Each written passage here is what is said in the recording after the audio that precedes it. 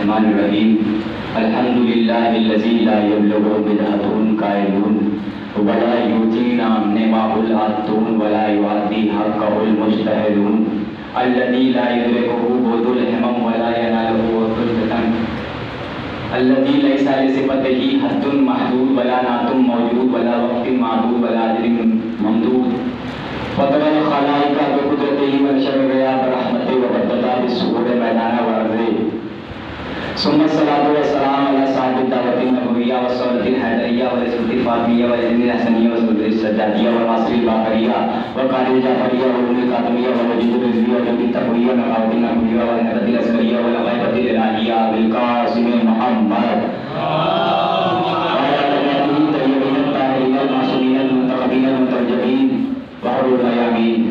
اما بعد فقد قال اللہ سبحانہ فی محکم کتابہ المجید وفرقانہ الحمید وقولہ الحق بسم اللہ الرحمن الرحیم الف لام میم ذالک الکتاب لا ریب فیہ ھدی للمتقین صلوات علی محمد و علی محمد۔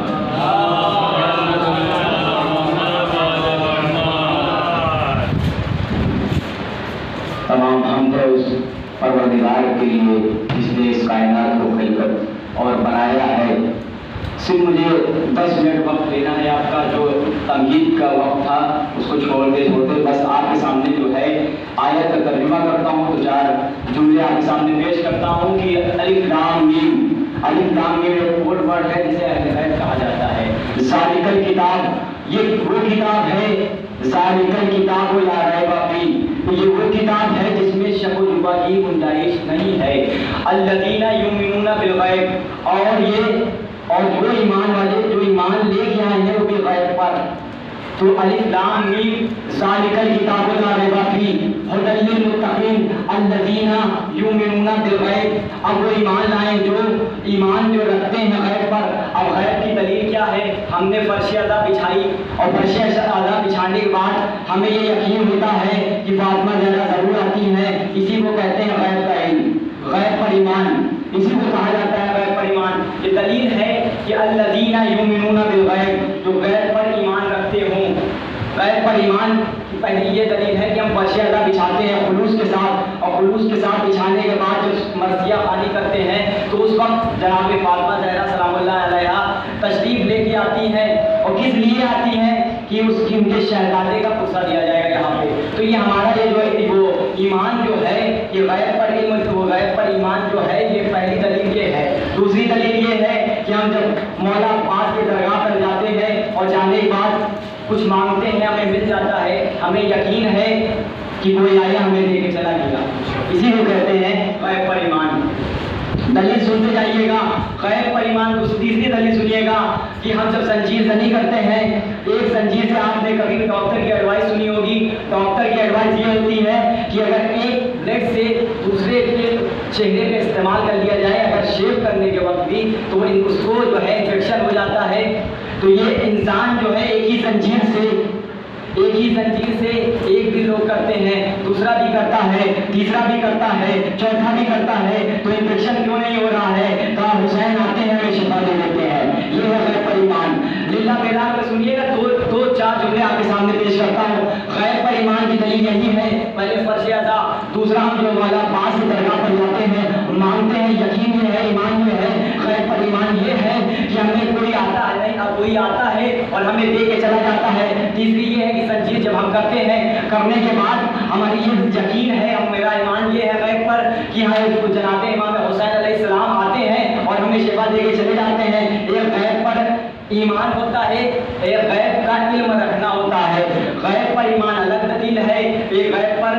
یقین جو ہے آپ کا ایمان جو ہے الگ دلیل ہے۔ دوسرا جو ہے غیب کا علم رکھنا یہ آپ کے بس کی بات نہیں ہے بلکہ یہ نبی کے پاس ہوتا ہے۔ اور غیب کا علم کس کے پاس ہے؟ آئیے سلیمان علیہ السلام کے پاس چلتے ہیں۔ ایک واقعہ آپ نے پڑھا ہوگا، میں نے کئی بار یہاں پہ پڑھا بھی ہے کہ جناب سلیمان اپنے تخت پر بیٹھے ہوئے ہیں، بیٹھنے کے بعد انہوں نے دیکھا کہ سارے پرندے جو ہے ہوا پہ اڑ رہے ہیں۔ انہوں نے دیکھا کہ ایک پرندہ غائب ہے اس میں سے، کہ امکانہ من الغائبین، حدود کہاں پہ ہے جو غائب ہو چکا ہے۔ سورہ نمل کی شاید آیت 20 ہے یا 21 ہے لگ بھگ، جو اس میں تذکرہ ہو رہا ہے کہ ایمان جو ہے غیب پہ جو ہے علم جو رکھنے والی دلیل میں دے رہا ہوں کہ غیب پہ علم رکھنے والی دلیل کیا ہے کہ جناب سلیمان نے اوپر دیکھا اور دیکھنے پر کہا امکانہ من الغائبین، حدود کہاں ہے؟ غائب ہو گیا، اتنے پرندے لاکھوں پرندے، لیکن نبی کہہ رہے ہیں کہ حدود کہاں ہے؟ اگر آپ کے سامنے 1000 پرندے اگر اڑنے لگے تو کیا آپ اس میں سے پہچان سکتے ہیں کہ حدود کون سا ہے؟ نہیں پہچان سکتے، لیکن یہی ہوتا ہے غیب پر غیب کا علم۔ غیب کا علم اسی لیے کہا جاتا ہے کہ نبی کے پاس ہوتا ہے۔ کس طریقے سے ہوتا ہے؟ اب دیکھیں میں دلیل دیتا ہوں غیب پر کہ جیسے ہی نبی نے کہا کہ امکانہ من الغائبین، وہ غائب ہو گیا مجھے دکھائی نہیں دے رہا ہے، وہ غائب ہو گیا مجھے دکھائی نہیں دے رہا ہے۔ اس کے بعد نبی نے کہا امکانہ من الغائبین، دوسری چیز جب وہ غائب ہو گیا اس کے بعد انہوں نے کہا کہ اس نے دلیل نہیں دی کہ میں کس لیے بھاگ رہا ہوں، کس لیے جا رہا ہوں۔ سنتے رہیے گا بیدار ہو کے کہ میں کس لیے جا رہا ہوں، میں کس لیے جا رہا ہوں۔ وہ چلا گیا، نبی نے فرمایا لا بننا عذاب شدیدہ، اگر وہ جو دلیل جو بھاگ گیا ہے، وہ جو غائب ہو گیا ہے، اسے میں عذاب شدید دوں گا، اس نے اگر دلیل نہیں دی اسے میں کاٹ دوں گا۔ دوسرے جملے یہ ہے کہ میں اسے ذبح کر دوں گا۔ اب جو نبی کو چھوڑ کر بھاگ جائے یا تو اسے عذاب شدید دیا جائے گا یا اسے ذبح کر دیا جائے گا۔ یہ ہے دلیل، یہ ہے غیب پر ایمان۔ دوسرا یہ ہے کہ جنگ احد میں ہمارے بزرگ صحابہ اکرام جو ہے جنگ کر رہے تھے، کرتے کرتے ایک آواز آئی کہ رسول اللہ قتل کر دیے گئے۔ معاذ اللہ جو ہے آواز جو ہے شیطان نے جو ہے بلند کی کہ رسول اللہ قتل کر دیے گئے۔ اس کے بعد جو ہے بہترین بزرگ صحابہ اکرام بھاگنا شروع کر دیا۔ اس کے بعد مولا علی جنگ کرتے جا رہے ہیں، جنگ کرتے جا رہے ہیں۔ جب جنگ ختم ہوئی، جنگ ختم ہونے کے بعد جب بیٹھے اور بیٹھنے کے بعد پوچھا کہ اے علی تم کیوں نہیں گئے؟ صحابہ سوال نہیں کر رہے ہیں بلکہ سوال کس سے کر رہے ہیں؟ علی سے۔ جب سب چلے گئے تھے تو تم کیوں نہیں گئے؟ جب سب چلے گئے تھے تو تم کیوں نہیں گئے؟ کہا اپنے حسب کی بات ہے، اپنے نسب کی بات ہے، اپنے شرافت کی بات ہے، اپنے علم کی بات ہے، اپنے نبی کے وجود پر ایمان کی بات ہے۔ اب یہ دلیل یہ ہے کہ جو نبی کو چھوڑ کر بھاگ جائے وہ رضی اللہ نہیں ہوتا، لعنت اللہ ہوتا ہے۔ سنیے گا میں آپ کو جملہ دے رہا ہوں، اور جتنے لوگ باہر کھڑے ہوئے ہیں وہ للہ فرشے اللہ پر آ جائیں کیونکہ انتظار نہ کرائے گا شہزادی فاطمہ زہرا سلام آپ کو یہ ایک دلیل دیں کہ جو اگر یہاں پہ پتہ چل جائے کہ پردھان منتری اگر ایک قاہرہ میں آ رہے ہیں تو لوگ جو ہے پہلے سے کرسی پہ بیٹھ جائیں گے آگے اور یہ سوچیں گے کہ ہم پردھان منتری کی اسپیچ کو پہلے سن لیں، ان سے ہاتھ بھی ملا لیں، لیکن پتہ ہے کہ یہاں پہ فاطمہ زہرا آتی ہے لیکن لوگ تب بھی دیر میں آتے ہیں کیونکہ تکبر اسی کو کہا جاتا ہے۔ ہم کیوں جائیں فلاں کے یہاں، ہم کیوں جائیں فلاں کے یہاں کیوں جائیں، ہم سے وہ ہے، ہم سے یہ ہے، ہم سے وہ ہے فلاں۔ لیکن اگر آپ کے اندر دل میں خلوص ہے اس کو بھول جائیے بلکہ اس فرش ادا پر آئیے۔ جتنے لوگ باہر ہیں للہ خدا کے واسطے اور فرش مسرت پر آ جائیں۔ یہ میں دلیل جو دے رہا ہوں کہ جو بھاگ گئے صحابہ اکرام سے سوال نہیں کیا بلکہ علی سے سوال کیا جب سب چلے گئے تھے تو تم کیوں نہیں گئے، جب سب چلے گئے تھے تم کیوں نہیں گئے۔ اب صحابہ اکرام کی طرف توجہ کیا، یا رسول اللہ ہم نہیں بھاگ رہے تھے، ہم نے آواز سنی کہ رسول اللہ قتل کر دیے گئے تو ہم نے سوچا کہ جب رسول اللہ قتل کر دیے گئے، ہمارا نبی قتل کر دیا گیا تو ہمارے جنگ کرنے سے کیا فائدہ۔ ہم نے میسرہ کو مسمار کر دیا تھا، ہم نے میمنہ کو مسمار کر دیا تھا، ہم نے کلب اشرف کو مسمار کر دیا تھا، لیکن جیسے ہم نے آواز سنی کہ رسول اللہ قتل کر دیے گئے ہیں، رسول اللہ مار دیے گئے ہیں، ویسے ہم نے سوچا کہ رسول زندہ نہیں تو ہمارے لڑنے کا کیا فائدہ۔ اب ابو طالب نے آواز دی، آواز دینے کے بعد کہا ہے علی تم کیوں نہیں گئے، کہا جب مولا علی نے سوال کیا ہے کہ تم کیوں نہیں گئے، کہا جب رسول زندہ نہیں رہا تو میرے زندہ رہنے سے کیا فائدہ،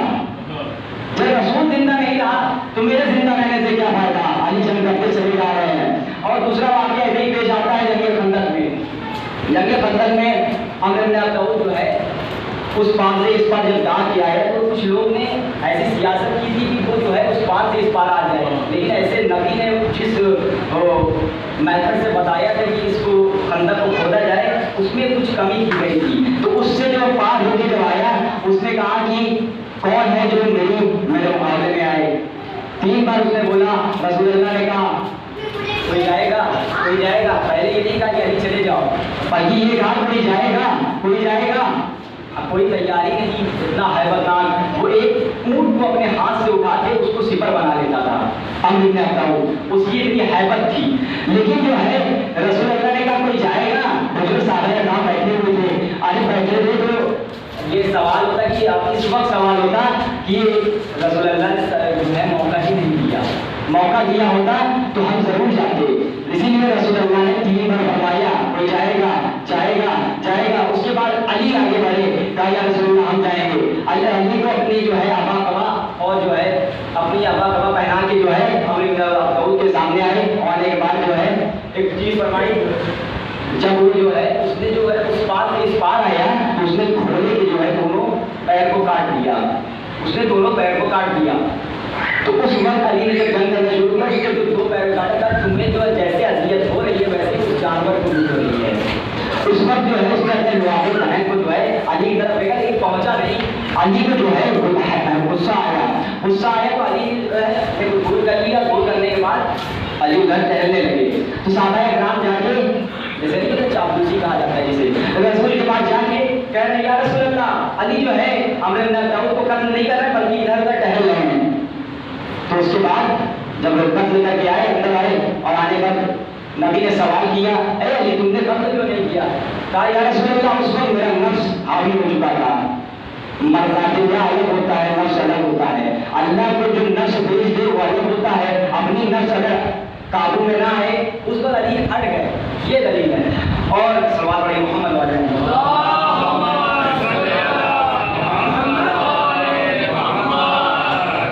لازمی بننا عذاب شدیدہ، اسے عذاب شدید دیا جائے گا، اسے قتل کر دیا جائے گا، کاٹ دیا جائے گا۔ اور رسول خدا کی ایک حدیث ہے جو زیادہ تر پڑھی نہیں جاتی ہے،